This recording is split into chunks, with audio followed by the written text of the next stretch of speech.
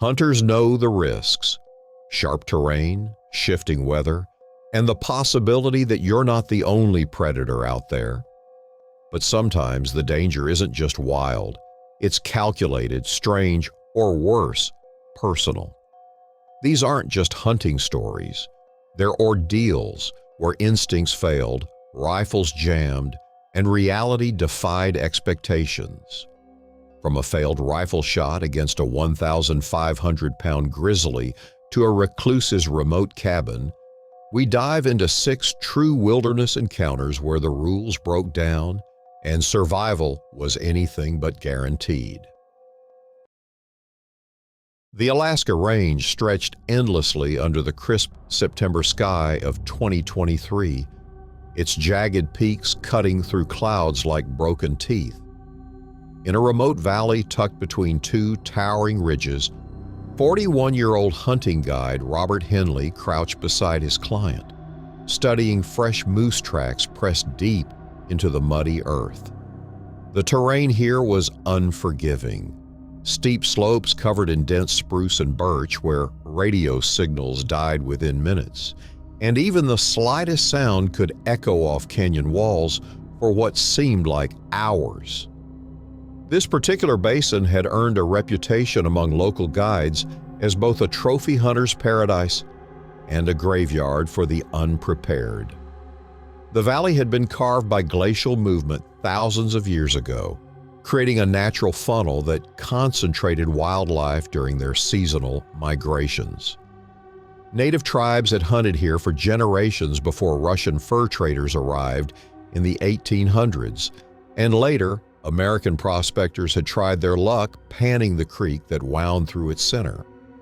Most were left empty-handed, but the stories they told of massive bears and unpredictable weather kept all but the most experienced hunters away. Robert had been guiding in these mountains for nearly 2 decades, and he recognized the signs. The silence that had settled over the forest was too complete, too heavy. Even the usual chatter of squirrels and the distant calls of ravens had ceased. He glanced at his client, Lamar Garrison, a seasoned big game hunter from Montana, who carried himself with the confidence of someone who had dropped elk at 400 yards and tracked wounded deer through blizzards. Lamar had invested considerable money in his equipment. His Weatherby Mark V 300 Magnum was a rifle that commanded respect, powerful enough to drop a bull moose with a single well-placed shot, and, according to every hunting magazine and forum, more than adequate for any bear encounter. The rifle had never failed him in 20 years of hunting across North America, from the Canadian Rockies to the swamps of Louisiana. They had been tracking a massive bull moose for 3 days, following its distinctive antler scrapes and oversized hoof prints through increasingly challenging terrain. The previous evening, they had finally caught up with their quarry near a beaver pond. Lamar's shot had been perfect, a clean hit that dropped the animal instantly. They had spent the morning field dressing the carcass and quartering the meat, hanging the heavy sections from a sturdy spruce tree about 12 feet off the ground to keep it away from scavengers. Robert wiped his hands on his jacket and surveyed their work. The meat would be safe until they could arrange for a bush plane to fly it out. He had followed this routine dozens of times without incident, but something felt different today. The forest around them seemed to be holding its breath, waiting for something to happen. The attack came without warning. Robert caught movement in his peripheral vision, a blur of brown fur bursting from a thicket of alders not 20 yards away. The grizzly bear that emerged was enormous, even by Alaskan standards. It stood nearly 4 feet at the shoulder while on all fours, and Robert's experienced eye estimated its weight at close to 1,500 pounds. Its massive head swung from side to side as it assessed the 2 humans who had invaded its territory. Lamar reacted with the instincts of an experienced hunter. He shouldered his rifle and fired in one smooth motion. The bullet struck the bear in the shoulder, precisely where every hunting manual said it should. The impact would have dropped any normal bear, but this grizzly merely staggered and roared with rage. Lamar worked the bolt frantically, chambering a second round, but the mechanism jammed. The brass casing had expanded and stuck in the chamber, rendering the expensive rifle useless. Robert fumbled for his bear spray, a canister of concentrated pepper solution that he carried as a backup. He emptied the entire contents at the charging bear, creating a cloud of burning mist between them. The grizzly hesitated for a moment, shaking its massive head, but the spray only seemed to increase its fury. The bear reached Lamar before he could clear his rifle's jam. One massive paw swatted him to the ground like a child's toy. Robert heard the distinct crack of breaking ribs as his client hit the earth. The bear pinned Lamar beneath its enormous bulk, its weight crushing down on the hunter's chest and legs. Robert could hear Lamar's labored breathing and knew that every second counted. Drawing his backup rifle, a .45-70 lever action that he carried for emergencies, Robert circled to get a clear shot. The bear's attention was focused entirely on Lamar, who lay motionless beneath it. Robert waited until the grizzly lifted its head, then fired a single shot at point-blank range directly into the animal's left eye. The bear reared back with a roar that echoed off the canyon walls. Blood streamed from its wounded eye socket as it stumbled away from Lamar and crashed through the underbrush. Robert heard it thrashing through the forest for several minutes before silence returned to the valley. Lamar survived the encounter, but the injuries were severe. 3 ribs had cracked, and his left femur had snapped cleanly in 2 places. Robert used his satellite communicator to call for an emergency helicopter evacuation, and Lamar spent the next 4 months in rehabilitation, learning to walk again. The bear was never found despite extensive searches by wildlife officials. Lamar kept his jam rifle unloaded, mounted above his fireplace as a reminder that even the most powerful weapon was useless without reliability when it mattered most. The spring of 1996 arrived late in Flathead County, Montana, where the lowland pine forest still bore the scars of the harsh winter that had refused to release its grip. 55-year-old Joel Cranston had been hunting these woods for over 3 decades, and he knew that April was typically too early for serious bear activity. Most grizzlies would still be emerging from their winter dens, sluggish and focused on finding easy food sources rather than confronting humans. This particular stretch of forest had a complicated history. Originally inhabited by the Blackfeet tribe, the area had been logged extensively in the early 1900s before being allowed to regenerate naturally. The second-growth pines created dense thickets that provided excellent cover for wildlife, but also limited visibility for hunters. Local stories spoke of unusual bear behavior in this region, with several documented cases of grizzlies displaying aggressive territorial tendencies that wildlife biologists struggled to explain. Joel had convinced his 28-year-old son, Derek Cranston, to join him on their annual black bear scouting expedition. They were not planning to hunt, merely to map the terrain and identify bear sign for the upcoming season. Derek had inherited his father's love of the outdoors, but lacked his extensive experience with dangerous wildlife. The younger man carried a basic hunting rifle, while Joel trusted his Winchester Model 70 loaded with soft-point rounds designed for deer rather than bears.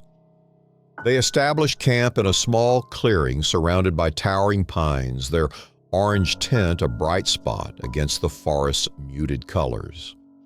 The weather forecast had called for clear skies, but mountain weather was notoriously unpredictable. During the night, an unexpected storm system moved through the area, depositing 10 inches of fresh snow that transformed their familiar surroundings into an alien landscape. Joel woke before dawn to find large tracks circling their campsite. The prints were unmistakably those of a grizzly bear, and their size suggested an animal of considerable bulk. What troubled him most was the deliberate pattern of the tracks.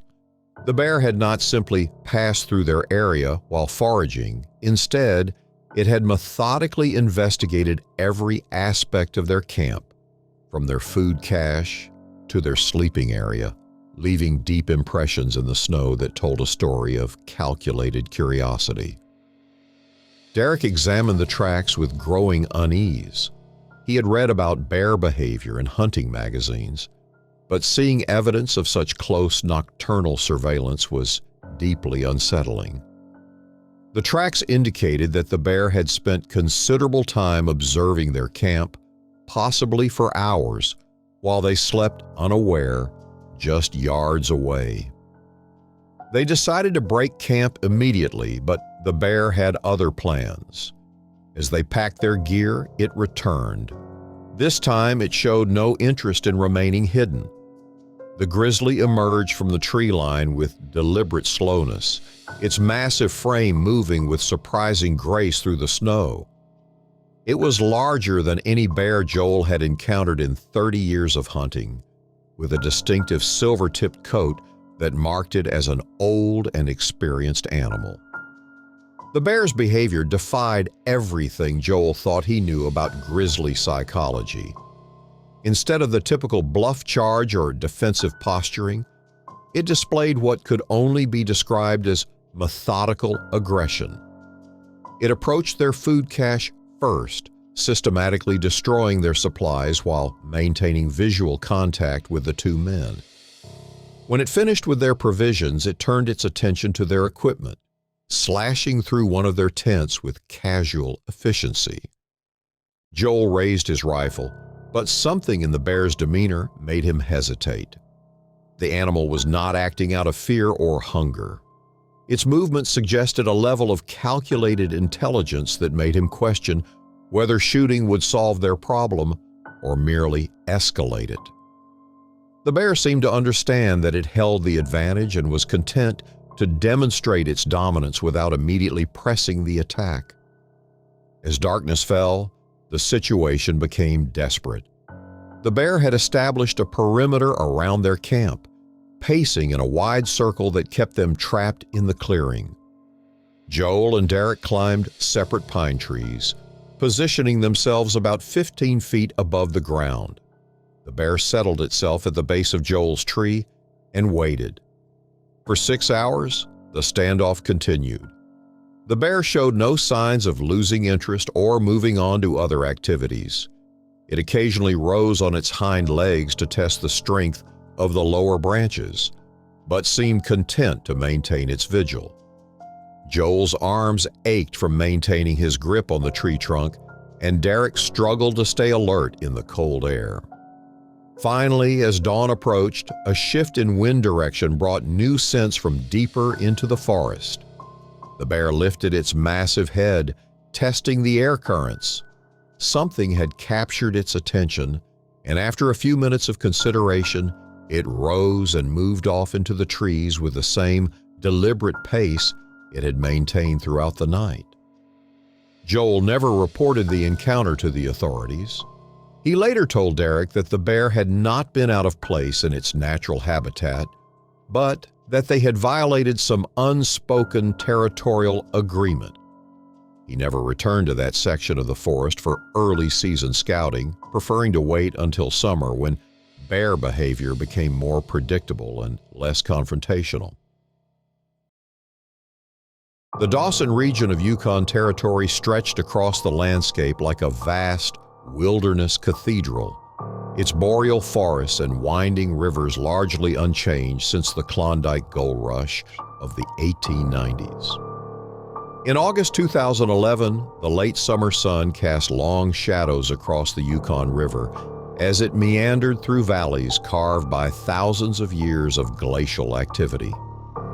This particular stretch of river had once been the highway for prospectors seeking fortune in the gold fields. but now serve primarily as a corridor for wildlife migration and the occasional hunting expedition. 38-year-old Travis Muldrew had built his reputation as one of the territory's most reliable guides, combining his experience as a fur trapper with an intimate knowledge of the region's waterways. The old mining camps scattered along the river provided convenient shelter for hunters, though most had been abandoned for decades. These ruins attracted both wildlife and the occasional photographer, creating a complex ecosystem where human history intersected with natural wilderness. Travis had reluctantly agreed to guide Eli Yates, a client whose enthusiasm far exceeded his experience. The younger man had arrived from the southern United States with expensive equipment and a limited understanding of northern hunting conditions. Eli's eagerness to succeed had already led to several minor incidents, including a near capsize when he stood up in their canoe to photograph a moose, and his tendency to speak loudly at inappropriate moments had cost them several potential shots at caribou.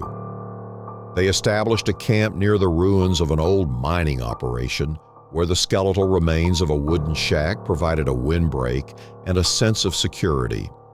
Travis knew the area well and understood that it served as a natural corridor for bears traveling between feeding areas. The creek that ran behind the ruins was a favored fishing spot for grizzlies during salmon runs, and the old mining equipment attracted curious wildlife year-round.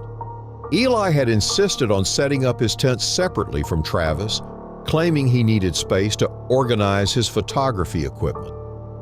Travis had advised against this decision, explaining that bears were more likely to investigate isolated camps. But Eli dismissed his concerns with the confidence of someone who had never encountered a truly dangerous predator.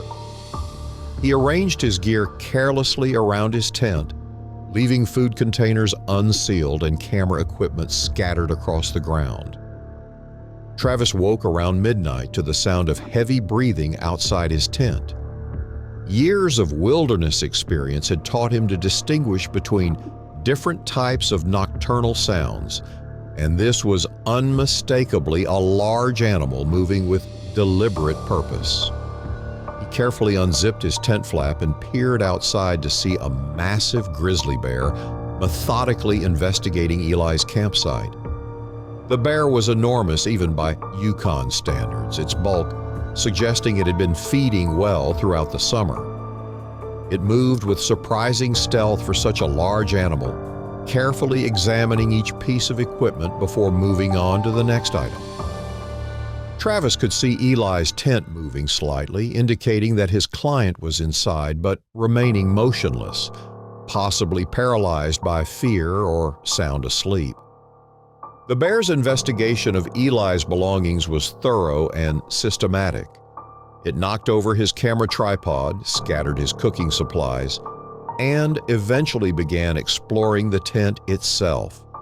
Travis could hear the fabric straining under the animal's weight as it pressed against the walls, searching for whatever had attracted its attention.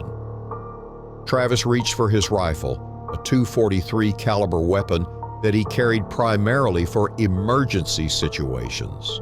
The caliber was adequate for deer and smaller game, but marginal for a bear of this size. He had chosen the rifle for its lightweight and accuracy rather than stopping power, a decision that now seemed questionable. He fired a warning shot into the ground near the bear's feet, hoping to frighten it away without escalating the situation. The bear barely acknowledged the sound, continuing its investigation of Eli's tent with a single-minded focus. Travis realized that the animal was either deaf, habituated to human presence, or sufficiently motivated by hunger that normal deterrents were ineffective. When the bear finally turned its attention toward Travis, its movements shifted from curious to aggressive. It rose on its hind legs to assess this new threat, then dropped to all fours and began moving in his direction. Travis attempted to shoulder his rifle but stumbled backward over his equipment, dropping the weapon in the process. The bear's charge was surprisingly fast for such a large animal. Travis had seconds to react before it reached him. He scrambled toward the ruins of the mining shack, hoping to find some defensive position that would give him an advantage. The corrugated metal roof was low enough to reach with a running jump, and he hauled himself up just as the bear arrived at the base of the structure. The grizzly's frustration was evident as it paced around the shack, occasionally rearing up to test the height of the roof. Travis pulled an emergency flare from his survival kit and ignited it, creating a bright red flame that cast dancing shadows across the ruins. The bear's attention was fixed on the flare, and Travis began waving it while shouting at the top of his lungs. The combination of noise, light, and movement finally achieved what the rifle had failed to accomplish.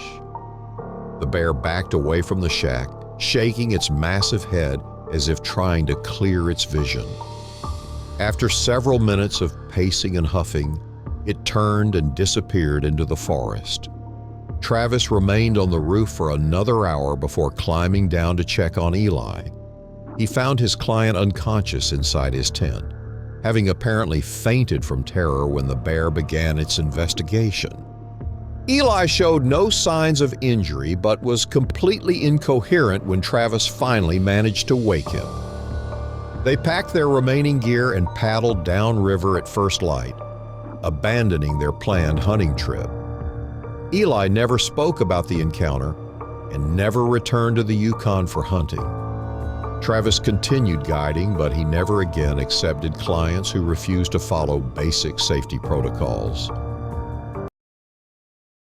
The Bitterroot Mountains of Idaho stretched across the landscape like a serrated blade, their ridges cutting deep shadows into valleys that had remained largely unchanged since the last ice age. In October 1985, the autumn air carried the crisp promise of winter, and the aspen trees had already begun their transformation into sheets of gold against the darker evergreens. This particular ridge had earned a reputation among local hunters as both challenging and rewarding, offering excellent elk habitat while demanding respect for its unforgiving terrain. The area had been inhabited by the Nez Perce tribe for countless generations before European settlement, and their stories spoke of spirits that wandered the high country, neither fully human nor completely wild. Early settlers had reported strange encounters in these mountains, tales that were usually dismissed as the product of isolation and imagination. But the stories persisted, passed down through generations of hunters and loggers who claimed to have seen things that defied rational explanation. 47-year-old hunter Elroy Kemp had been bow hunting these mountains for over 2 decades, and he prided himself on his ability to read the forest's subtle signs.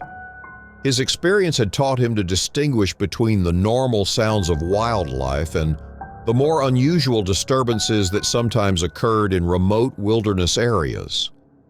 He had chosen this particular ridge because few hunters were willing to make the difficult hike required to reach it, and the elk that lived here had grown large and wary without constant human pressure.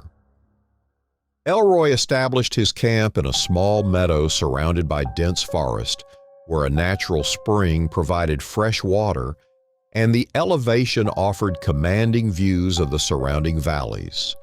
He had brought minimal equipment, preferring to rely on his skills rather than technology.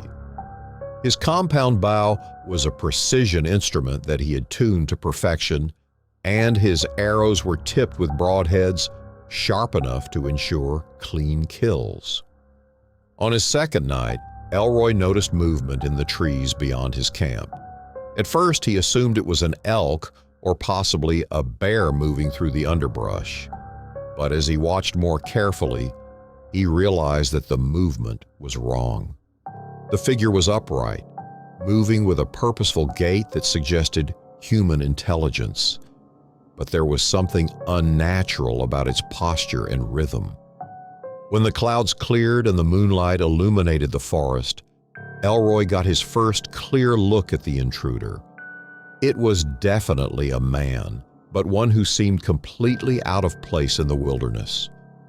Despite the freezing temperatures, he wore no shirt or jacket, and his thin frame suggested malnutrition or illness. Most disturbing was his complete silence and the way he stood motionless for long periods, simply staring at Elroy's camp without making any attempt to communicate. Elroy called out several times, asking if the man needed help or was lost, but received no response.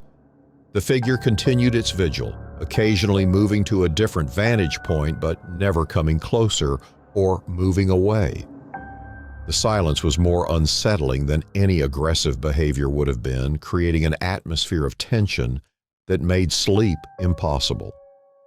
Over the next 3 nights, the pattern repeated itself. The mysterious figure would appear shortly after dark, positioning himself where he could observe the camp while remaining partially concealed by the trees. Elroy began to feel like prey being stalked by a predator, though the man made no aggressive moves and showed no interest in Elroy's equipment or supplies. On the 4th day, Elroy decided to abandon his hunt and return to civilization. The constant surveillance had made normal hunting impossible, and he was becoming increasingly concerned about the stranger's mental state. When he began packing his gear, however, he discovered that the man had been visiting his camp during the day while Elroy was away hunting.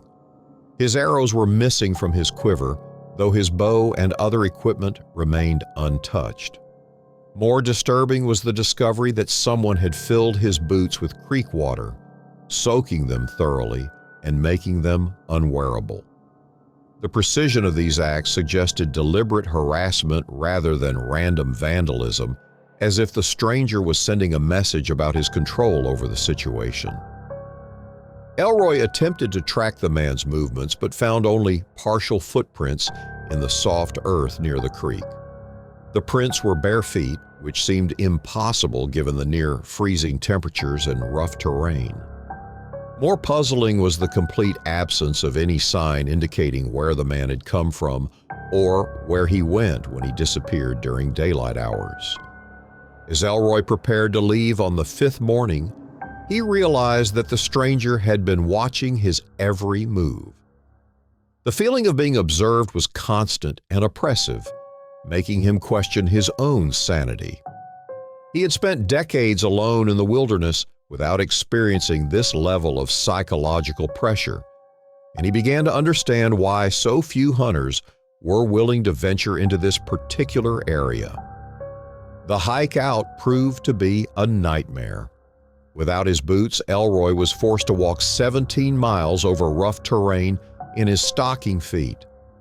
The stranger followed at a distance, never approaching but never disappearing completely. Elroy could catch glimpses of movement in his peripheral vision, always just out of direct sight, maintaining the same psychological pressure that had dominated his entire stay. When Elroy finally reached the road and flagged down a passing vehicle, he looked back toward the mountains and saw the figure standing at the edge of the tree line, watching his departure. The man remained motionless until Elroy's ride disappeared around a bend, then melted back into the forest as if he had never existed.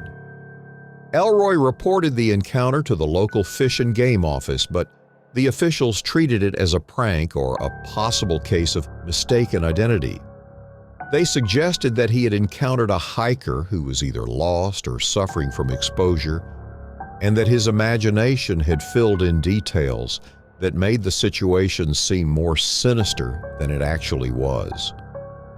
But Elroy insisted that there had been something fundamentally wrong with the man's behavior and appearance.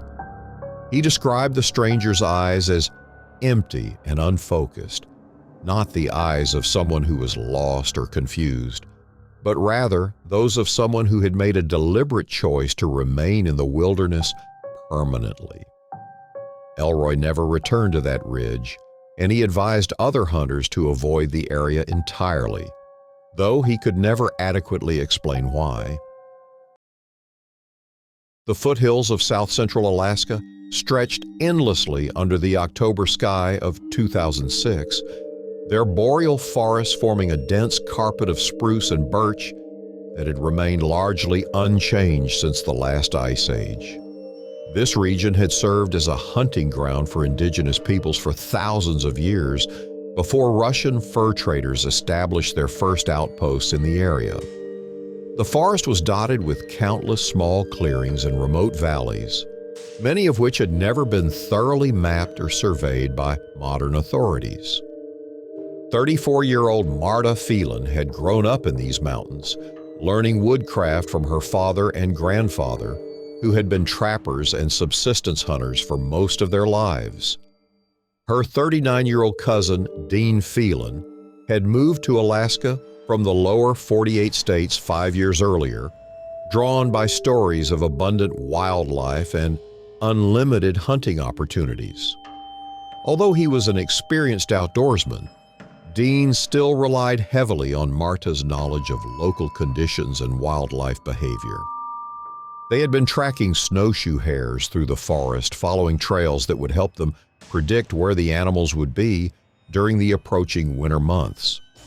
The hares were an important food source for both human hunters and the predators that shared their habitat, and understanding their movement patterns was crucial for successful hunting.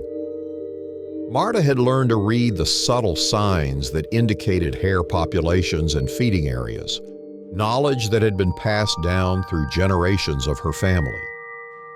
The cabin appeared around a bend in the trail in a small clearing surrounded by dense spruce trees. Neither Marta nor Dean had ever seen it before, despite their familiarity with the area. The structure appeared to be an old trapper's cabin, likely built decades ago by someone who had never registered it with any official authority.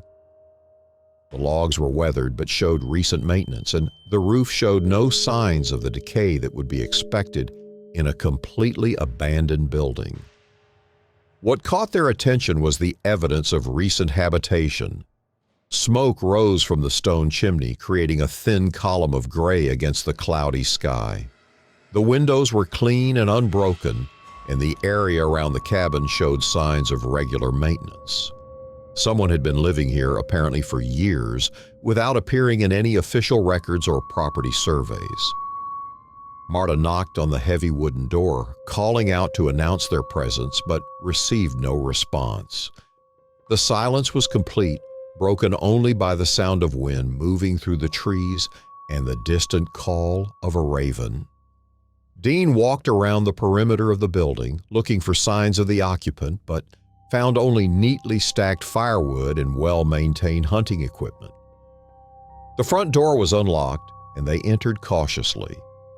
The interior was sparse but comfortable, with handmade furniture and carefully arranged supplies.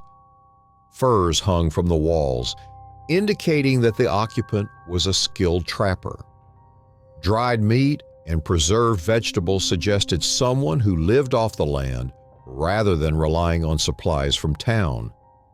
The wood stove radiated heat, and embers glowed in the firebox, indicating that someone had been present very recently.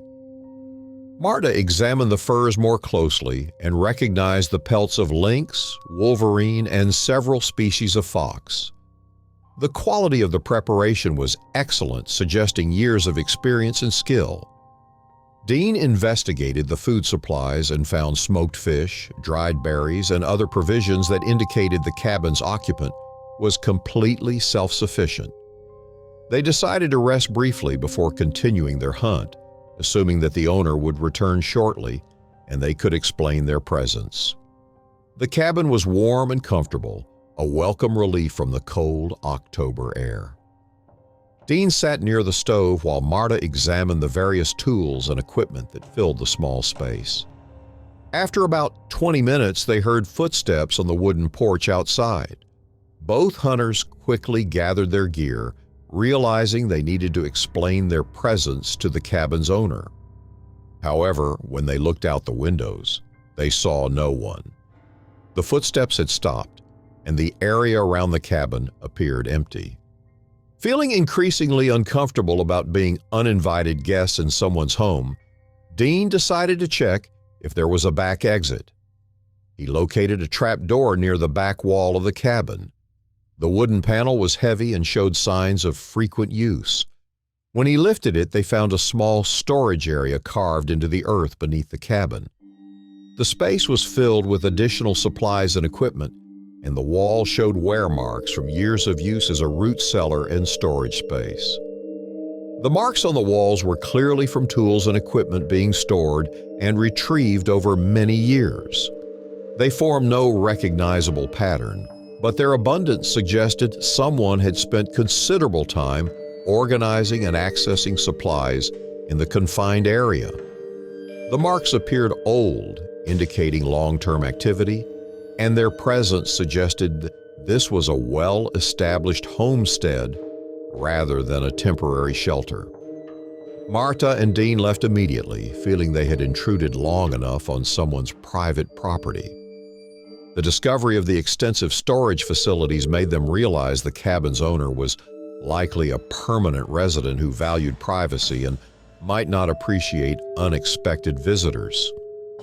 They marked their location carefully and planned to return with proper permission to meet the owner and apologize for their intrusion.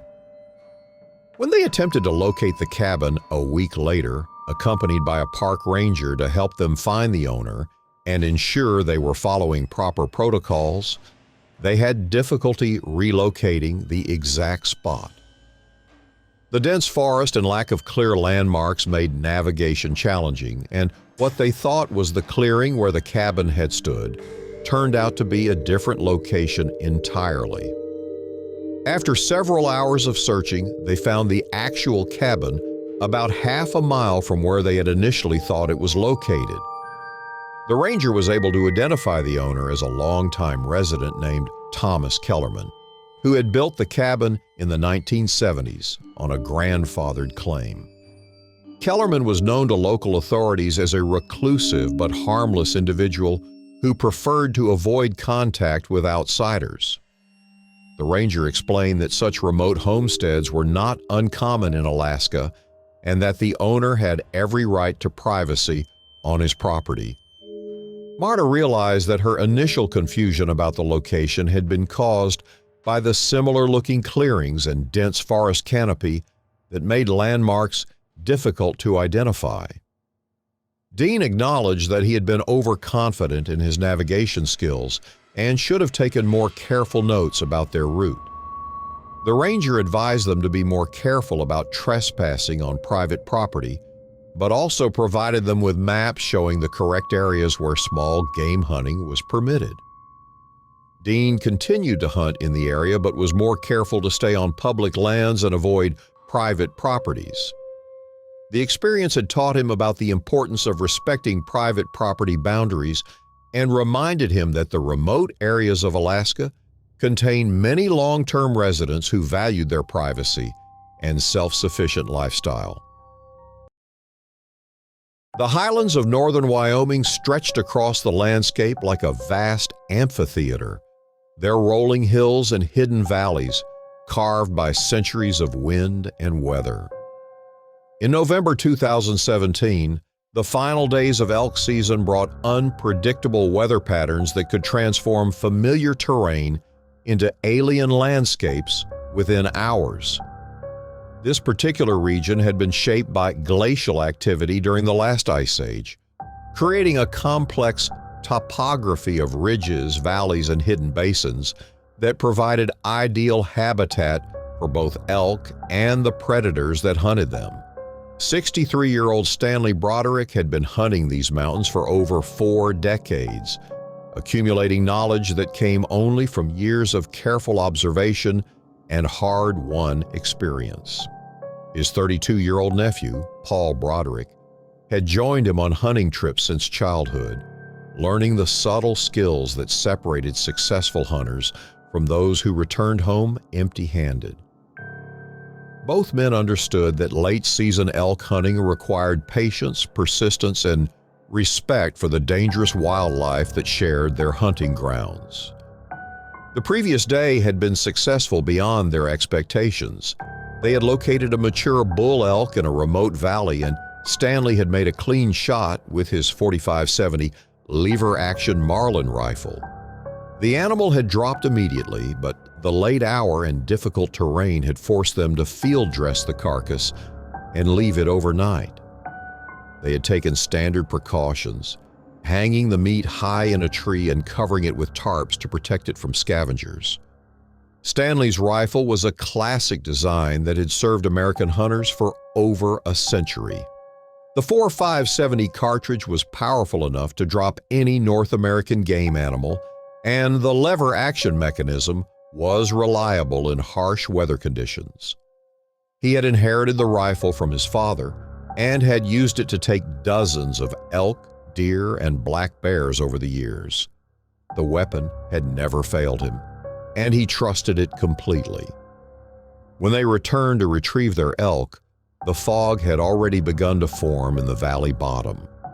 Mountain weather in November was notoriously unpredictable, and what had started as a clear morning quickly deteriorated into conditions that reduced visibility to less than 20 feet.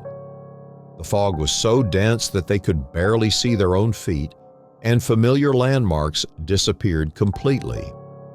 At the kill site, they discovered that their elk had been claimed by a scavenger. The carcass had been dragged several hundred yards from where they had left it, and large portions had been consumed.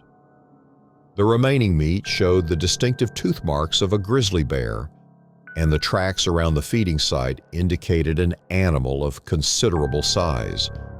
The bear had clearly been feeding on the carcass for several hours.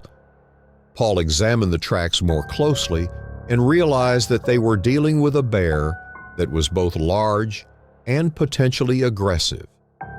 The animal had not simply scavenged their kill, but had established a territory around it, marking trees and creating a clear boundary that suggested it intended to defend its food source.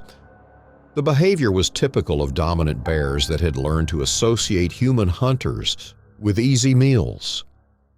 As they assessed the situation, they became aware that they were being watched.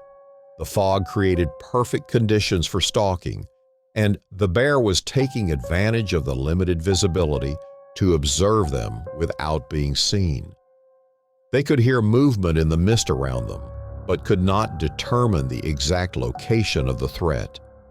The sound of breathing and footsteps seemed to come from multiple directions, creating confusion and increasing their anxiety.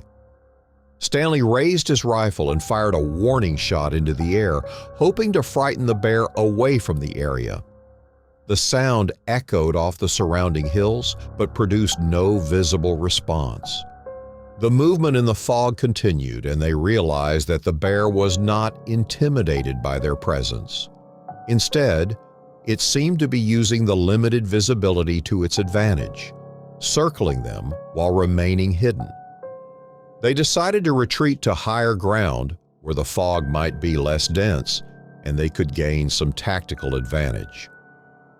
As they moved away from the kill site, they discovered that the bear was following them. The sounds of its movement were clearly audible in the still air, and its heavy breathing indicated that it was maintaining a constant distance of perhaps 20 yards. The fog seemed to thicken as they climbed toward a rocky outcrop that Stanley remembered from previous hunts. The terrain was treacherous in the limited visibility, and they were forced to move slowly to avoid falling into hidden gullies or losing their footing on loose rock. The bear followed patiently, apparently content to let them exhaust themselves while it maintained its surveillance. When they finally reached the rocky outcrop, they positioned themselves with their backs against the stone formation and their rifles ready. The fog swirled around them, occasionally thinning enough to reveal glimpses of the surrounding terrain. During one of these brief, clear moments, they caught sight of the grizzly bear approaching from uphill, moving with the deliberate confidence of an apex predator. The bear's approach was both silent and rapid, demonstrating the hunting skills that made grizzlies so dangerous. It used the fog as cover, advancing only when visibility was at its worst and freezing when the mist cleared. Stanley realized that they were dealing with an experienced bear that had learned to hunt humans using their own limitations against them. When the bear finally charged, Stanley fired twice in rapid succession. The first shot struck the animal in the shoulder, causing it to stumble and roar with pain and anger. The second shot hit it in the chest, and the bear collapsed briefly before struggling back to its feet. Blood was visible on its fur, but the wounds were not immediately fatal. The wounded bear limped away into the fog, its heavy breathing audible as it retreated. Stanley and Paul remained in their defensive position for several minutes, listening for any sign that the animal might return. When they were confident that it had withdrawn, they began their own retreat down the mountain, moving backward with their rifles ready. The bear followed them for nearly a mile, maintaining its distance but refusing to abandon its territory. They could hear it moving through the brush parallel to their path, occasionally stopping to assess their position. Only when they reached the lower elevations where the fog began to thin did the bear finally turn and disappear into the wilderness. Neither man was physically injured by the encounter, but the psychological impact was significant. They abandoned their plans to retrieve the elk's antlers, deciding that the trophy was not worth risking another confrontation with a wounded and angry bear. Paul later reflected that the bear had not been acting defensively, but had displayed the calculating behavior of a predator that had learned to view humans as potential prey rather than a threat to be avoided.